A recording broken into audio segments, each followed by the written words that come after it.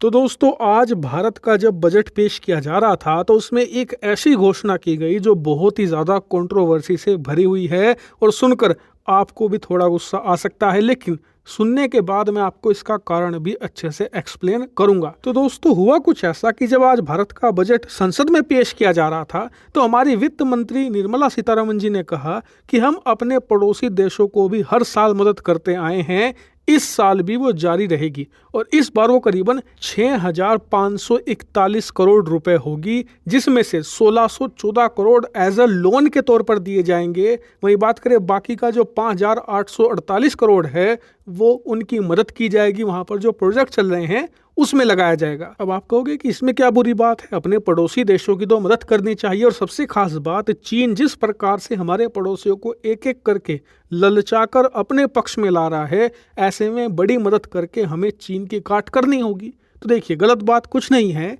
लेकिन कंट्रोवर्सी यहाँ हो गई कि इस पूरे 6,541 करोड़ के टोटल बजट में से मालदीव को 770 करोड़ रुपए दिए जाएंगे, जो कि नंबर सेकंड पर आता है, यानी कि सेकंड हाईएस्ट रिसीवर बनेगा मालदीव भारत के इस बजट का। यहाँ तक कि ये नेपाल और म्यांमार को भारत जो मदद देता है उससे भी कहीं ज्यादा है, अफगानिस्तान से तो कई गुना ज्यादा है। ऐसे में ये एक बहुत बड़ी कंट्रोवर्सी का कारण बन गया। लोग चर्चा करने लगे कि मालदीव का राष्ट्रपति भारत को पता नहीं क्या क्या कहता है, इसके अलावा चीन के साथ ये संबंध बढ़ा रहे हैं, तो ऐसे में मालदीव को तो हमें सजा देनी चाहिए, पनिश करना चाहिए, इनकी सारी फंडिंग रोक देनी चाहिए। हम उसका उल्टा कर रहे हैं। हम मालदीव को श्रीलंका, बांग्लादेश, अफगानिस्तान से ज्यादा ग्रांट दे रहे हैं, करीबन 770 करोड़ रुपए का। तो देखिए बात आपकी सही है, लेकिन इसके पीछे की राजनीति आपको थोड़ी समझनी पड़ेगी। दरअसल इंटरनेशनल पॉलिटिक्स में जो देश आपसे जितना ज्यादा दूर जाता है ना,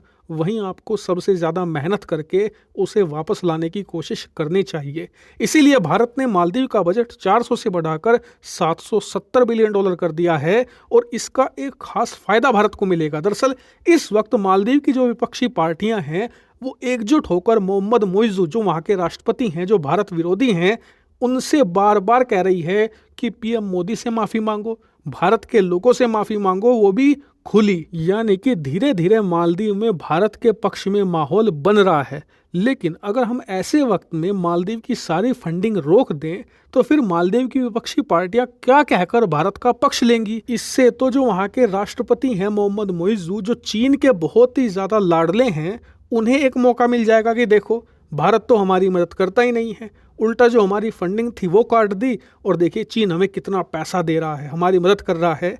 ऐसा कह के वो विपक्षी पार्टियों को अपने देश में ही विलेन बना देंगी। इसीलिए भारत ने फंडिंग उल्टा बढ़ा दी है, ताकि मालदीव की विपक्षी पार्टियां कह सकें कि देखो भारत को, हमारी सरकार प्रधानमंत्री मोदी को गाली देती है, भारत को गाली देती है, लेकिन उसके बावजूद भारत हमारा सच्चा साथी है और ऐसे मुश्किल टाइम में भी वो लगातार हमारी मदद बढ़ा रहा है, हमारी ज़्यादा मदद कर रहा है। इसीलिए भारत एक रिलायबल पार्टनर है, भारत कोई दुश्मन नहीं है। और यही कारण है कि भारत ने मालदीव की फंडिंग को सिग्निफिकेंट तरीके से इंक्रीज किया है।